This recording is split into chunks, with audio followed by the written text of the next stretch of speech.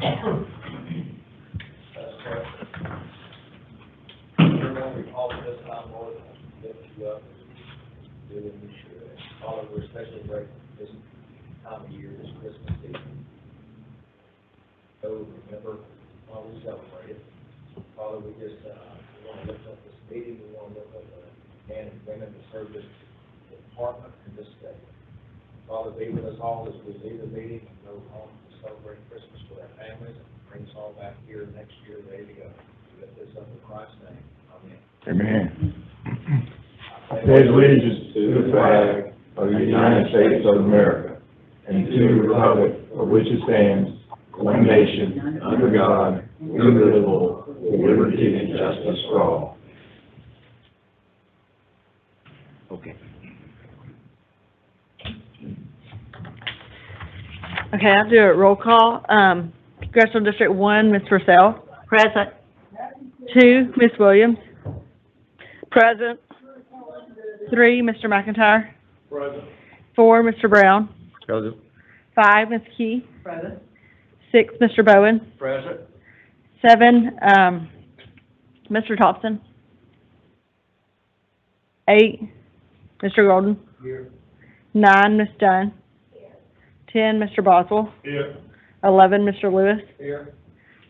12, Mr. Morris. Here. 13, Ms. Lemon. And 14, Mr. Gravely. Here.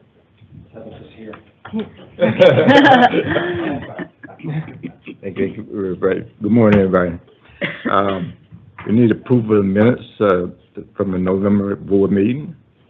Need a motion? So moved. Second. We have a motion and second, discussion. All in favor, with aye? Aye. Thank you. Ayes have it. Okay. Now we have a report, on projects for January, 11. Mr. Albert Shelley. All right. Well, good morning, Chairman Brown, Good morning. Commissioner, members of the board. I'm here to present the projects that the department is proposing to advertise for the January 2024 letting. So, before we present January 2024, here are the FY 2024 results. We have let a total of 145 projects in fiscal year 24. This chart shows the number of projects by improvement type. The value of these 145 projects is approximately $1.08 billion through the November 2023 bid awards.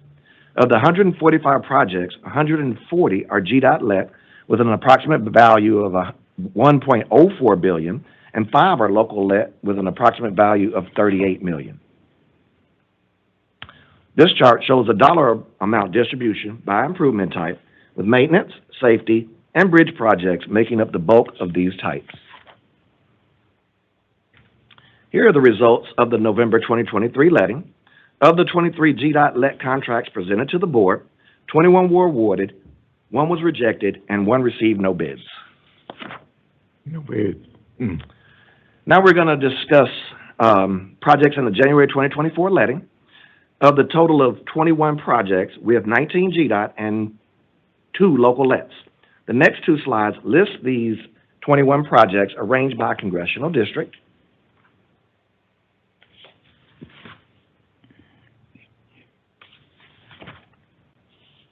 As you can see with this slide, we are letting a variety of projects throughout the state to address bridge capacity, enhancement, maintenance, and safety issues.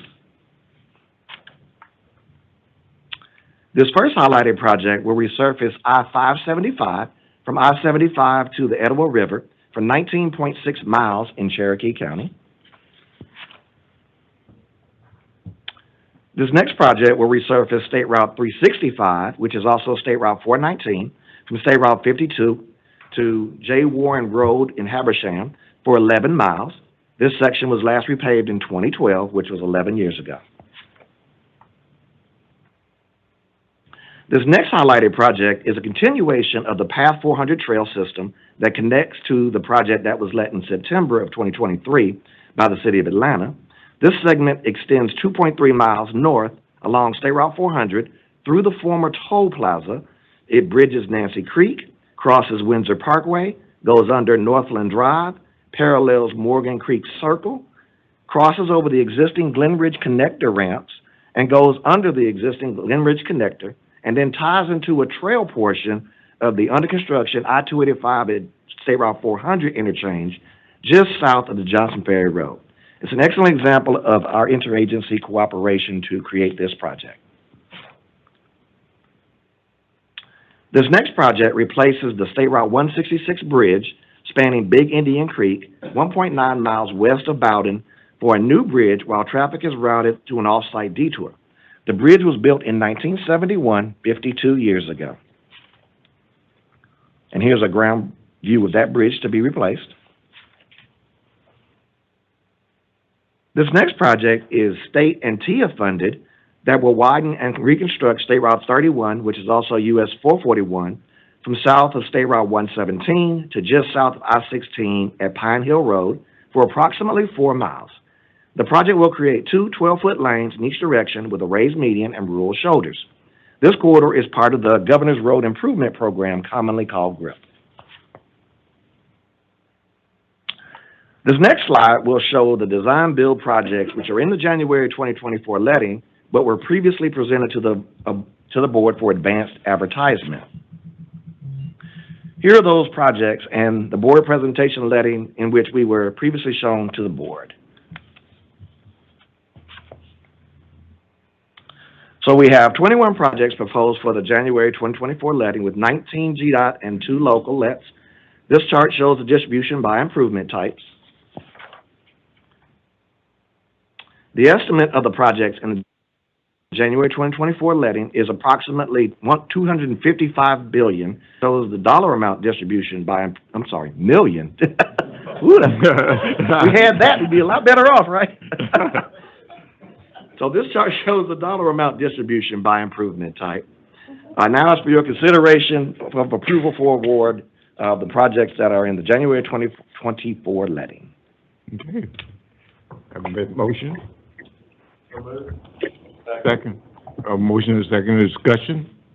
All in favor, vote aye. Opposed, nay. Ayes have it. Thank you so much. Thank you, Mr. Shepherd.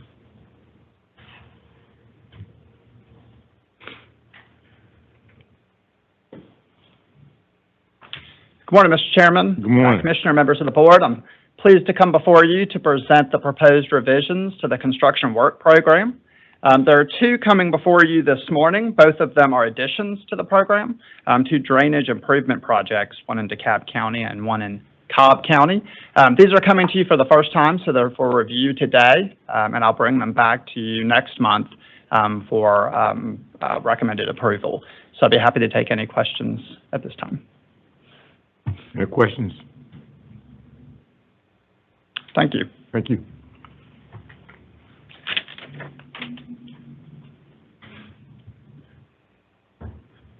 Nice, Commissioner.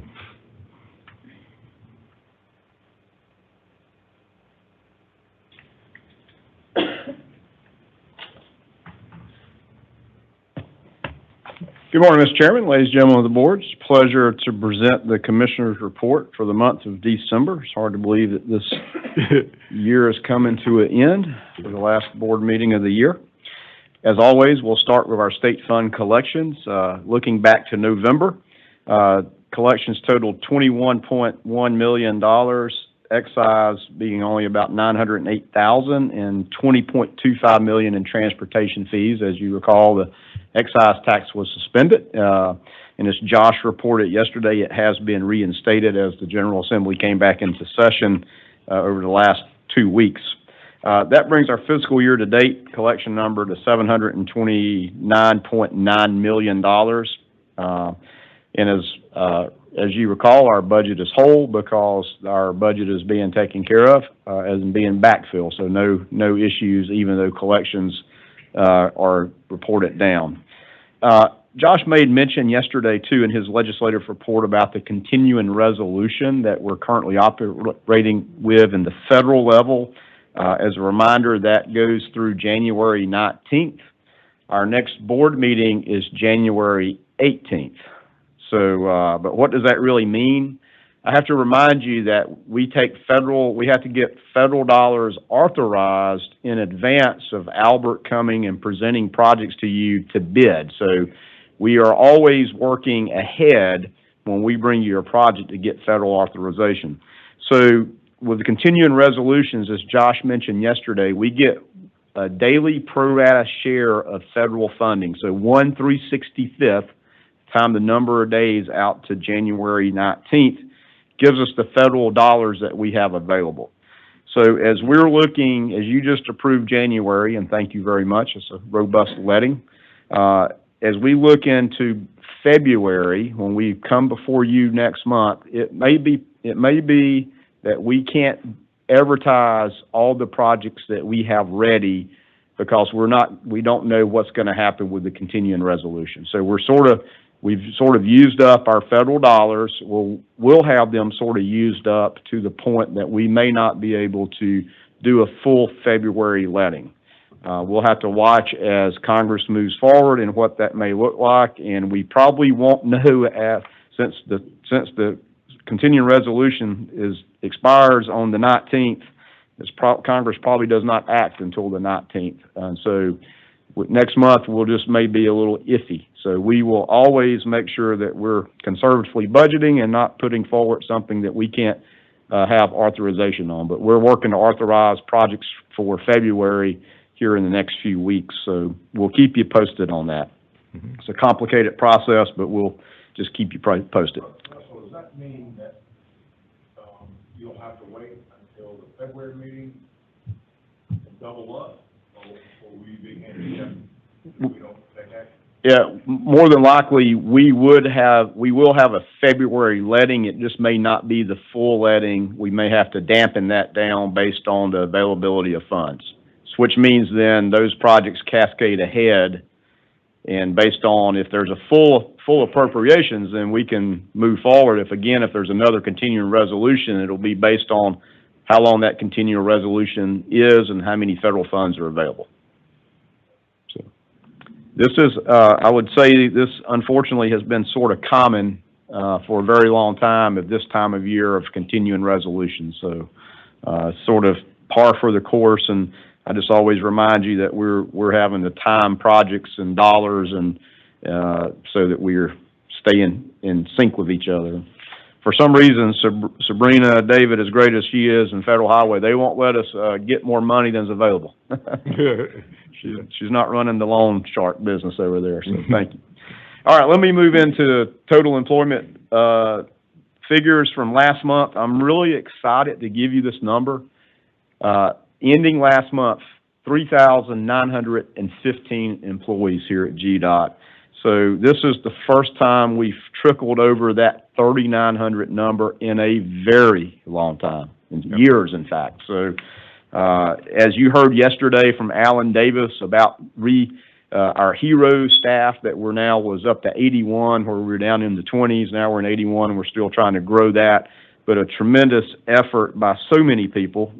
HR, we'll start there, but again, so many people it takes to hire people. In fact, we hired 58 employees in November, and we had 41 employees separate service. So you can still see it's hard to, you're netting a few, but it's great to be at 3,900, over 3,900 now.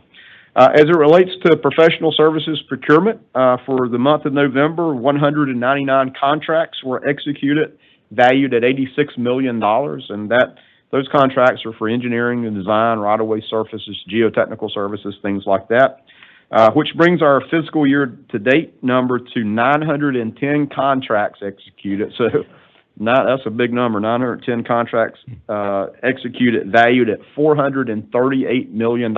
So as you can see, we're nearing 1,000 and nearing almost $500 million of cost for engineering services and the professional services. Now let's move into some projects that opened to traffic since the last time we were together, and we'll start in Congressional District 1 in McIntosh County. Of course, that's the Jessup District, District 5, and this is a capital bridge maintenance project, as we talked about yesterday. State of good repair to extend the life of bridges along I-95 at 6 locations. The contractor was Seacoast. If you look closely at this picture on the left, you can see the columns or the supports that go down into the water are a little wider. And if you look to the left, you can see the forms that go around that column, that we encase the columns below water such that they have more protection and more structural integrity over time due to saltwater intrusion. Being on the coast, you get salt water, and salt and rebar don't go together very well. So again, we're trying to encapsulate and protect the substructure, which gives us a longer lifespan bridge.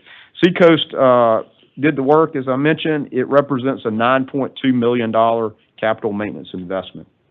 Next, we'll move up into Congressional District 4 and 5 in DeKalb County. And this is a capital maintenance project, a pavement preservation. It represents about 9 miles of paving along State Route 10 from the Gwinnett County line into DeKalb County over in the Decatur area. Pittman Construction was the contractor. It represents a $10.6 million investment, capital maintenance investment. You can see the resurfacing there in the photo. Now we'll jump all the way up to Congressional District 9 in Hall County, which is GDOT District 1. We have another capital maintenance pavement preservation project that opened up, a little over 4 miles of milling and inlay and resurfacing along State Route 53, south of Cedar Ridge Road to south of Tanner's Mill Road. The contractor was Pittman Construction Company, again, and this project opened up on November 2nd. It represents a $3.4 million investment, and they completed this project ahead of schedule. It dates me a little bit because when I was in the Gainesville District, we widened that road, and I used to live off Tanner's Mill Road, so it's been quite a while since that road's been resurfaced, so glad to get that major corridor resurfaced. We'll stay in Congressional District 9 in Hall County and move up the road a little bit to the Cleveland Highway, which is State Route 11, 6.4 miles of milling and inlay and plant mix resurfacing from Jim Hood Road to State Route 283. Open to traffic on November 22nd. Represents a $3.2 million investment for paving along there, and a great photo there. So that concludes the projects that opened to traffic since we were together last month and made some good progress. Now let me move into some updates and acknowledgments and achievements. And let me start with following up from yesterday in the Intermodal Committee, where we heard about the 2 grants that were received, the FRA Corridor ID grant for $500,000 for the Atlanta to Savannah study to enhance that. And then Andrew Heath mentioned a $12 million grant from USDOT's Rural Surface Transportation Grant Program that was for Millen, Georgia, to build a road crossing on the Millen bypass over the Norfolk Southern Railroad. So we're very excited to get that grant, and we have been notified just a few days ago that Secretary Buttigieg will be in town tomorrow at Millen at 12:30 to do a press event due to this grant award announcement. So Brad Saxon will be there representing GDOT at the event, and I also understand the Secretary may be visiting Savannah tomorrow morning. I'm not sure about that, but always great to have the Secretary in town, and we certainly acknowledge and appreciate any grant funds we get that add to the ability to get work done. Also, just an update from last month, as you recall. Maybe you don't recall, it was probably better. I wasn't here. Brad probably brought it in ahead of schedule, but we were Meg and myself and several others were attending the AASHTO annual meeting, which was held in Indianapolis. And the annual meeting is always about 600 people there. It's always a great meeting to talk to your other state peers and to network and to learn from each other. It was a very busy week. In fact, we were there all week. But one of the things I wanted to highlight is board of directors, who are my counterparts, the state CEOs of the nation, constitute the AASHTO board of directors. One of the things we had at our board meeting was a resolution that was passed. It's shown on the screen there depicted on the left side. And it's the state's DOT commitment to address the national roadway safety crisis. And that's a pretty bold headline, but it's true. This nation is experiencing fatality numbers and rates like we hadn't seen. And this has been the trend since COVID, unfortunately. If you remember, before COVID, our fatality numbers were trending down. During COVID, all of a sudden, the nation's fatality rates continued to trend up, regrettably, despite our best efforts. So while at AASHTO, a few things happened besides passing this resolution saying that every state DOT is committed to focus on safety and to develop AASHTO is developing a safety action plan, so sort of a national safety action plan that we will all be part of. But we did a couple of other things as well. In fact, US DOT had issued a challenge for state DOTs to commit to the Allies in Action initiative to address the safety crisis. And we worked with Federal Highway and Sabrina David and her team here to join that Allies in Action to focus on systematic run-off the road crashes and also lighting, to try to provide enhanced lighting for better operations and especially for pedestrians. The other thing that was talked about that GDOT is certainly being actionable with is Federal Highway's Safe Systems approach. And it's really a holistic view of how do we integrate safety into all that we do at DOT, but others as well. So the Safe Systems approach is focused on safe roadway users, safe vehicles, safe speeds, safe roads, and post-crash care.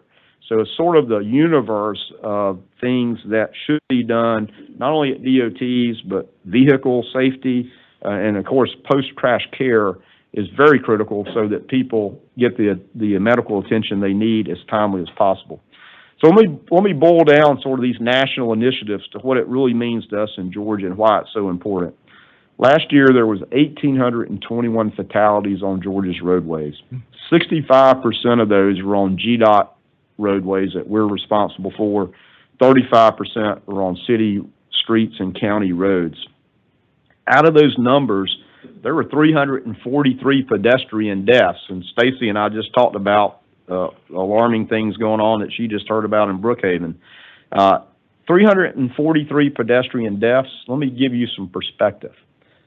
That's more people than will fit on a 757. Okay, so if 757 crashed, and I think it holds slightly under that number, it would be national news, right? I mean, it would be a headline, it'd be on CNN, it'd be everywhere.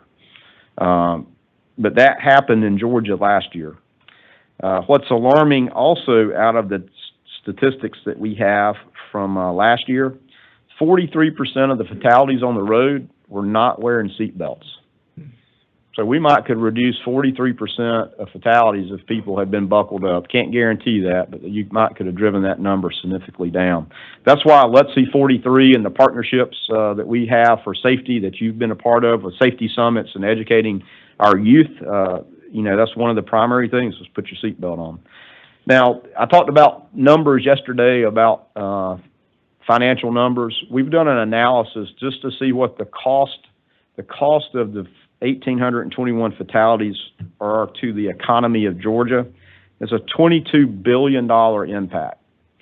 Now, I suggest to you that there's no number that you should ever put on anybody's life, but when you monetize what the impacts are of those fatalities, $22 billion impact, that's huge. So maybe we need to be thinking about, we're talking about growth of infrastructure, and which is very vital to the economic success of our state, which has an economic benefit, but this is certainly an economic opposite of the benefit. So just again, that's why we're so focused on safety. But I wanted to share with you, it was really inspiring to see as the nation, as all state DOTs, they're really pushing all in again to try to drive down the fatality numbers and serious injuries, I might add, as well, on our roadways. All right, so let me move out of the AASHTO annual meeting. And just a couple of weeks ago, on November 30th, over 1,500 people gathered in Athens for the ACEC Georgia Transportation Summit. It was a great day. Thank many of you for being there in attendance. Thank you for coming to that. The event highlighted and featured several transportation leaders. Some of you know us. Some of those you know. We had folks from the engineering industry and professionals from around the state, including other states. Again, 1,500 people. This is one of the bigger events that I'm aware of in the nation for a transportation summit. Janine Miller and I were very honored to have an opportunity to be on a panel discussion during the general session. That panel included Ed McCarthy, who's the COO of the Georgia Ports Authority, B. Belladori he's the general manager at Hartsfield-Jackson International Airport, that little bitty airport across town over there.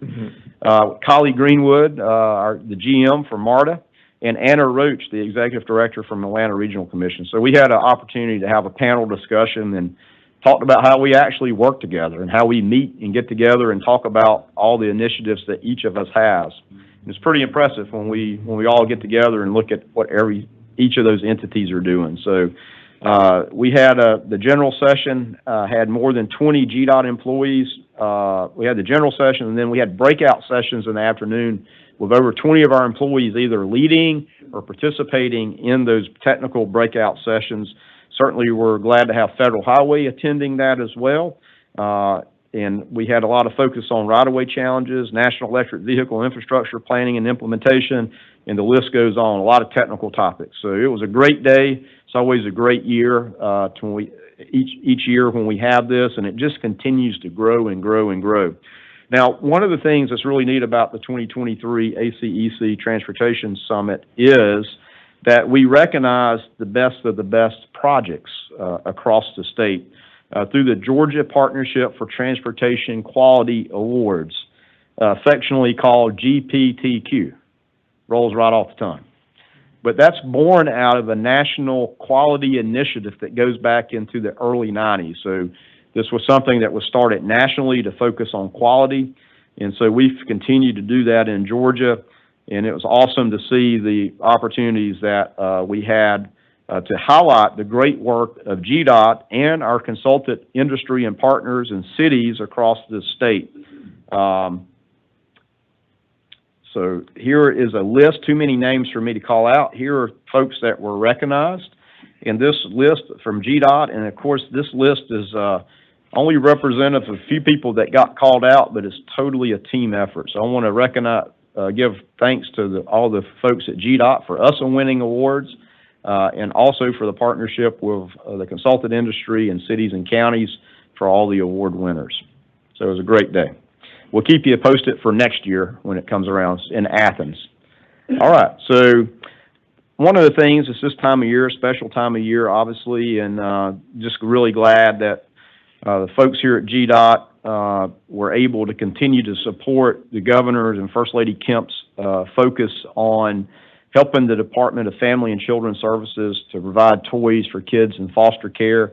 You can see our elves on the left that delivered the goods over to the governor's office, and you can see our stash of Christmas toys on the right. And I just really want to certainly give a shout out to HR and Tweed and Edric and all the helpers from OEM and here to carry over the toys, and especially the generosity of our division directors and executive staff who's making Christmas possible for many kids across the state. So always certainly a pleasure and an honor to highlight that. Well, it is the Christmas season, and if you're like me, you're probably getting some Christmas cards around your house and coming in, and you start looking at those things. It gives you some time to reflect and think about things, and always appreciate the cards and well wishes like you do as well. Now, some of you may get cards that have those letters inside. Do you ever get those letters, the little Christmas letter that goes in the card? Sometimes when I read those letters, there seem to be a little braggy, like all the great things that are happening in their families, right? And so I always enjoy reading them and, sort of thinking about it. Sometimes you hear about how great their kids are, or what they're doing, and what's going on in sports. You might even hear that their college, may be the SEC #1 team or something like that. You know, I see Jeff nodding over there. I don't know, Jeff. Yeah, so, we won't go there. See, that's why you get those cards and you read them, you say, well, I don't know. So, we'll talk about that later. I know what Jeff is thinking. Well, I thought it would be good if, we here at GDOT, prepare a little humble brag letter to sum up the year. So this will be going out in our GDOT Christmas card with you. So I thought I'd share this with you. And here it goes. Let's read the letter.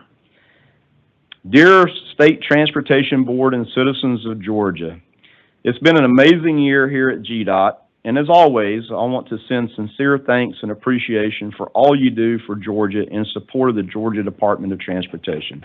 Let's take a look back at a great year. In February, the Office of Transit Programs released its implementation report for the statewide transit plan. Initially developed in 2020, the statewide transit plan describes transit in Georgia while offering a glance at future of transportation in the state through 2050. That number keeps coming back up a lot, doesn't it? 2050. It also aims to improve access, connectivity, and the quality of life for rural and small urban communities, and it's a key component for GDOT's multimodal approach to providing transportation throughout the state, supporting a reliable and accessible multimodal public transportation network. The Office of Transit Programs is continuing to work on the near-term implementation, including a statewide level mobility management program, expanding rural service and expanding hours to better align with our workforce needs. Since the first publication back in 2020, almost 90% of Georgia's population now is served by transit. The launch of Georgia DOT's Let's Ride mobile app and website allows rural transit riders to request a ride right on the app. And also the good news is there's an additional service now in 6 counties. So again, expanding the footprint. The statewide transit plan highlights how we at the department can help Georgian citizens through coordination with local governments, planning agencies, and transit providers deliver valuable resource to all Georgians across public transportation.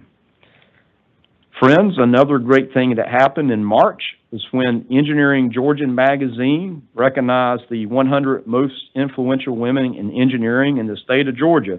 And for this 6th consecutive year, the 4 accomplished women serving on the State Transportation Board were recognized. Congratulations to Dana, Ann, Stacy, and Emily. In addition to that, several members of the GDOT team were recognized, including Janine Miller, right there on the cover. In fact, Meg Perkle, Angela Whitworth, Haral Patel, Kimberly Nesbitt, and Kathy Zahul.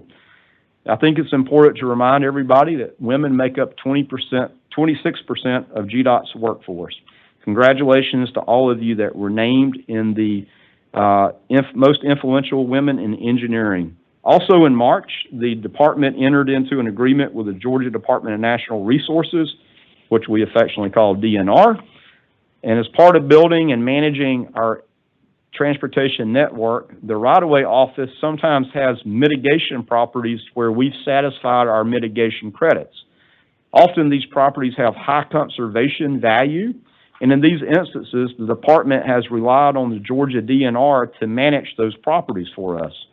So we continue to expand that relationship where GDOT began to convey the ownership of the property to the Georgia DNR. Under the terms of the transfers, GDOT still retains the wetland and stream credits and conservation that we needed, conservation credits that we needed, while DNR can preserve the property and continue to grow critical habitat that you see here on the slides. To date, 2 properties have been transferred, 720 acres at Black Creek Track in Taylor County, and the Nehemiah Track in Lee County, which is 142 acres.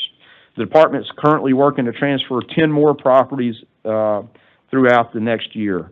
The remaining 9 properties we have scheduled are in 2024. So a lot going on and a great partnership with our friends at DNR where we get satisfy our credits and then they can continue to work and protect critical species.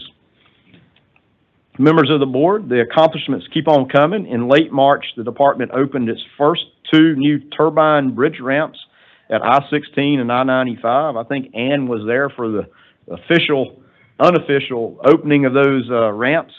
And in early June, that was in March, in early June, the second turbine ramp opened. So again, construction of I-16, I-95 is still ongoing. Lots going on, of course, in one of the busiest freight corridors in the state. And just last week, the Virgin Diamond interchange at Dean Forest Road opened just to the east of this location. So a lot going on in that location. So I'm still reading the letter. Friends, the construction milestones keep coming. In June, the I-85 widening Phase 2 opened for traffic. This was one of the original MMIP projects, but it was originally to open in 2027, and we were able to advance that by 4 years. That was due to increased federal funding that we received. The project expanded I-85 north and southbound from 2 lanes to 3 lanes from State Route 53 in Brazelton up to US 129 in Jefferson, adding almost 7 miles of new lanes in each direction.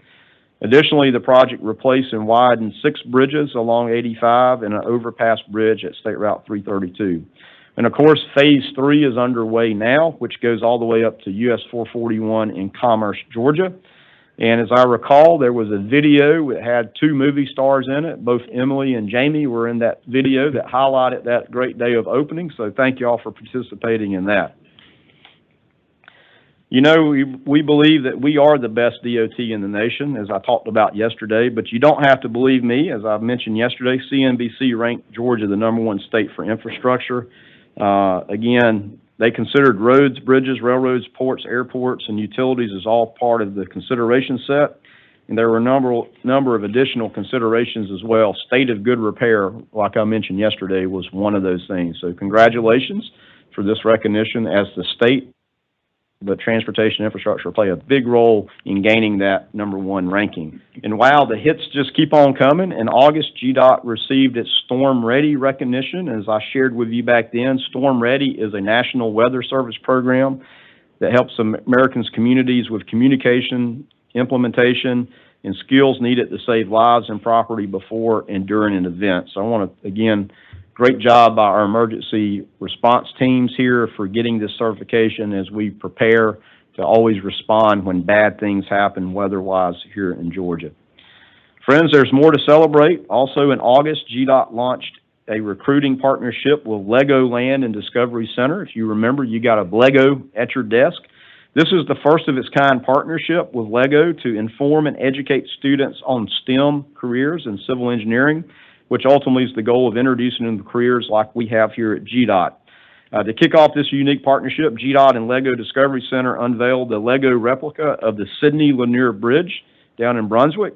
And this is at the Lego Discovery Center in Phipps Plaza here in Atlanta, a destination for many visitors. Made up of 4,315 Lego bricks, the Sidney Lanier Bridge Lego replica is representative of how the department is working to bring together education and creativity with the goal of increasing exposure to STEM.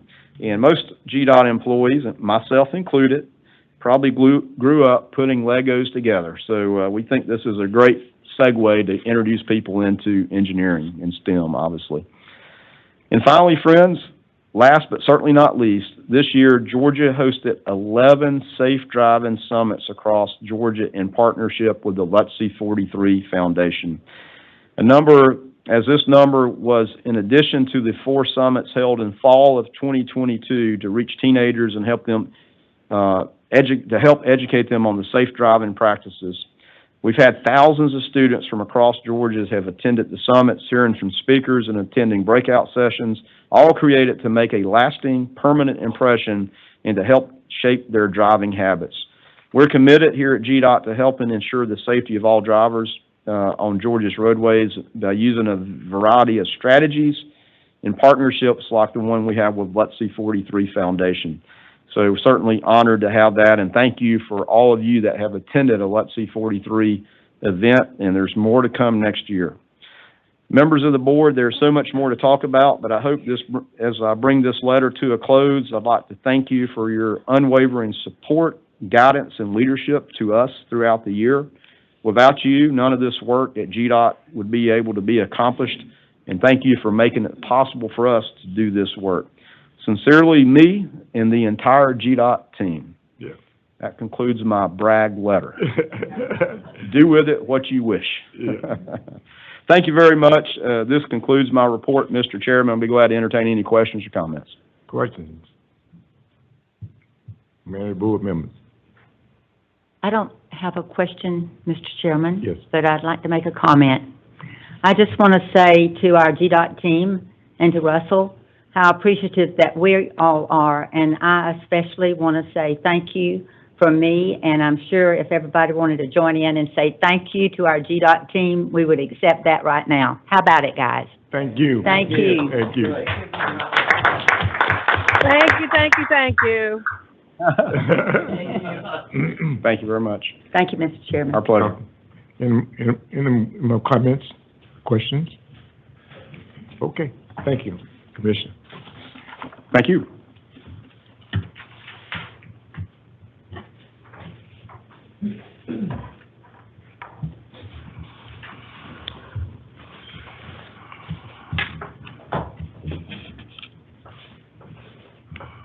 We now have board committee reports.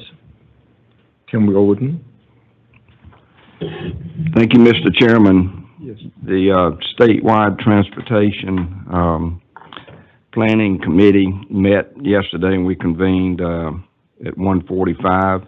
Board members present included myself as vice chairman, Ann Purcell, Dennis McIntyre, Jeff Lewis, Robert Brown, Jamie Boswell, Stacy Key, Rudy Bowen, Emily Dunn, and Micah Gradley were all present. First order of business was David Haynes, the planning administrator for transportation and planning for the Atlanta Regional Commission, the ARC, gave an overview of the 2050 Metropolitan Transportation Plan, the MTP, and fiscal year 2024-2027 Transportation Involvement Program, the TIP. He discussed the MTP and TIP updated milestones, roadway capacity projects, performance management, key changes since 2020, transit expansion through the year 2050, and key components of the next MTP update.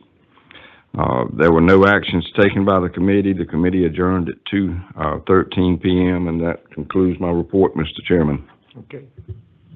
Thank you, Mr. Golden. And we have for Emily Dunn. Yes. The Intermodal Committee convened on December 13th, 2023 at 2:14 p.m. Board members present included myself, Purcell, McIntyre, Lewis, Brown, Boswell, Key, Bowen, Golden, and Gravely.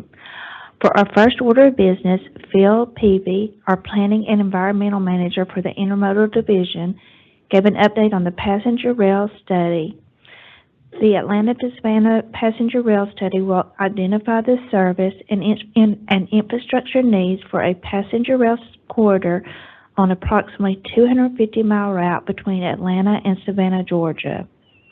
The study area is estimated to be approximately 11,000 square miles.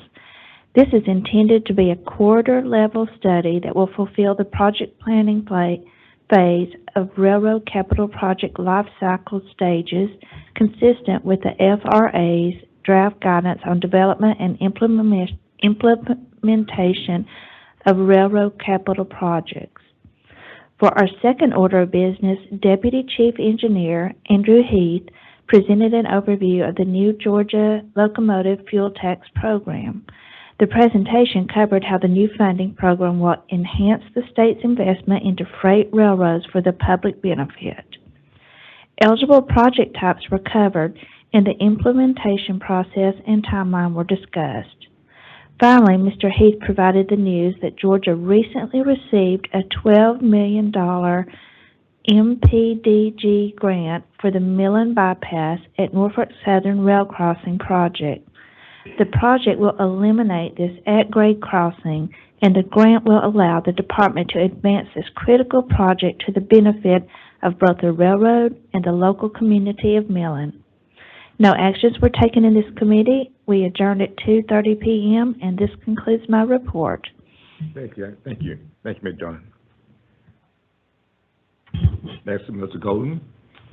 Mr. Chairman, the Legislative Committee convened yesterday at 2:31. Board members present included myself, Micah, Ann, Jamie, Robert, Dennis, Stacy, Rudy, Emily, and Jeff Lewis.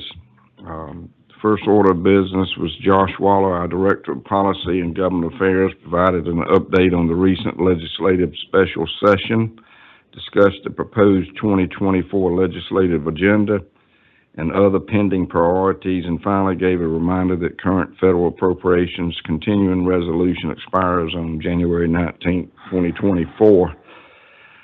A motion was made by Ann Purcell, was seconded by Micah Gravely, and approved by the committee to approve the 2024 legislative agenda. The committee adjourned at 2:43, and that concludes my report, Mr. Chairman, but at this time, I would like to make a motion for full board approval of the 2024 legislative agenda, and I'd make that in the form of a motion. We have a motion, second, any discussion? All in favor, vote aye. Aye. Aye. Ayes have it. Thank you. Okay.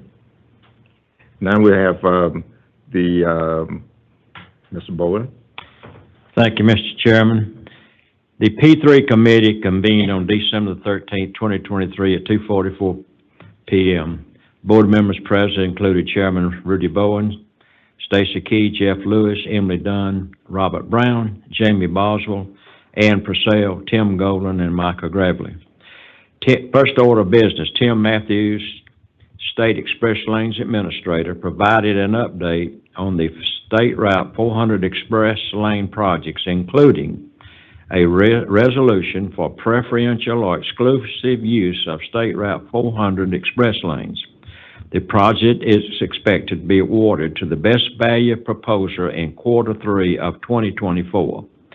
Mr. Matthews brought before the committee a resolution to designate travel lanes as toll lanes for the exclusive or preferential use of certain vehicles on the State Route 400 corridor from the North Springs Mortis Station to just north of McFarland Parkway.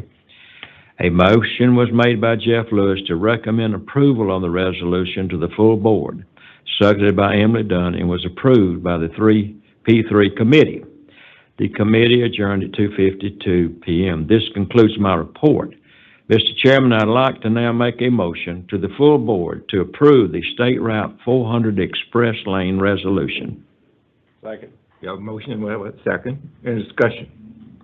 All in favor, vote aye. Aye. Opposed, nay. Aye. Ayes have it. Ayes have it.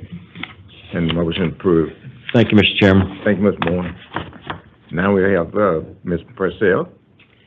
The Committee of the Whole convened yesterday at 2:53 PM. Board members present included Chairman Brown, Purcell, Boswell, McIntyre, Key, Bowen, Golden, Dunn, Lewis, and Gravely. The first order of business, Alan Davis, our state transportation engineer, provided an update on our HERO program. A recap of the last update from the spring of 2023 was provided, noting the recruitment and retention challenges that the HERO unit has been facing. An overview of temporary changes to the program, which was implemented in July of 2023, were reviewed. GDOT HR staff and the HERO management have been very active in the past 6 months to recruit and train new operators, and it was shared that the unit is back up to 81 supervisors, operators, and trainees, up from 25 in spring of 2023. With these new operators, some patrol routes are being resumed by HERO, and others will be resumed as soon as staffing allows for it. The Champs Patrol will still cover previous HERO patrol routes until that time. The presentation concluded with statistics highlighting improved service and performance metrics for the HERO unit, illustrating the fruit of the HERO unit recruitment and retention efforts. Our second order of business, Commissioner McMurray presented a Back to the Future presentation. The Commissioner highlighted several components of previous board committee presentations from 2023. He started with a look back at previous state funding legislation going back to the Transportation Investment Act of 2010, and he shared that the Transportation Funding Act of 2015 was another major state funding initiative that was focused on the state of good repairs of roads, bridges, and safety. He shared information from CNBC rating Georgia's infrastructure number 1 and informed regarding Georgia being the number 1 state to do business for the 10th year in a row, as well as how transportation infrastructure plays a crucial role in both ratings. Commissioner McMurray also shared how the department had tried to leverage funds to advance the critical projects on our major mobility projects in the other major corridors. He shared updates on the Rivian, the Hyundai, and the Savannah River Bridge CMGC project. Additionally, he shared information from the freight plan and the Coastal Empire study. He stated that the freight tonnage is forecast to grow by 91% by 2050 for rail and highways. It's currently established that the over $81 million will be needed to be invested by 2050. The Coastal Empire study estimated over $1.4 billion of new projects to maintain 1 hour or less time from the Port of Savannah for 93% of our warehousing. The commissioner shared information on the increased project costs since December of 2020, and that the construction material index has grown much faster than the CPI and our revenues. These increased costs result in moving projects out of the fiscally constrained STIP program. The commissioner concluded by showing other states' current budget and adding funds that came from their state budget surplus that is dedicated to that particular DOT of that state. There was no action taken at this time. The meeting was adjourned, Mr. Chairman, at 3:45 p.m. Thank you. Any questions? Okay. Well, we have some announcements we want to make. Starting in January, we will have committee meetings and board meetings on the same date. That'll be a Thursday. The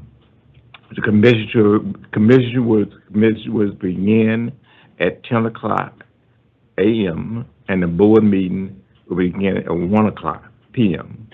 Again, committee meetings will begin at 10 o'clock a.m. and the board meeting will begin at 1 o'clock p.m. Are there any questions?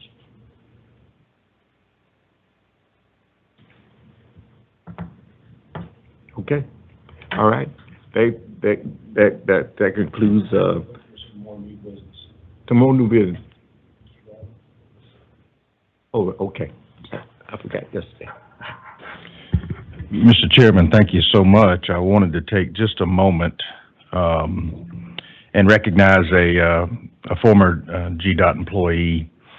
On Tuesday, as you can see in the photograph, I spent the day up in Northwest Georgia, and on that day we honored Sean P. Kornacki. Sean was a highway maintenance foreman at Walker County Maintenance Facility, and he was a 16-year employee. This past January, Sean tragically lost his life in the line of duty during a storm in January 2023. Senator Colton Moore brought legislation before the Senate renaming the intersection of 193 and Chamberlain Road in honor of Sean P. Kornacki. As you can see in the photo, the Kornacki family, our district engineer Grant Waldrop, Senator Colton Moore, and a whole slew of GDOT personnel and employees were on hand at the Walker County facility to honor the life and service of Mr. Kornacki. And I will echo Vice Chairman Purcell's comments. We sincerely thank Commissioner, you, and our entire staff at the GDOT, the Georgia Department of Transportation, and especially those who go throughout the state and are called out oftentimes in very hazardous conditions and weather events, really putting their lives on the line so that the roadways can be passable and that our drivers in the state can get to and from Unfortunately, Mr. Kornacki lost his life during that service, and I just want to take a moment to remember him and to honor his life and his service to his community, his state, and the Georgia Department of Transportation. Thank you, Mr. Chairman. Yes.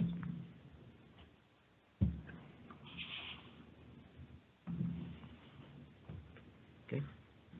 All right. Thank you. Thank you very much for that, those comments. Is there any more new business?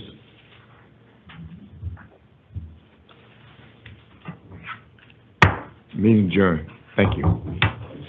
Merry Christmas, y'all. Merry Christmas.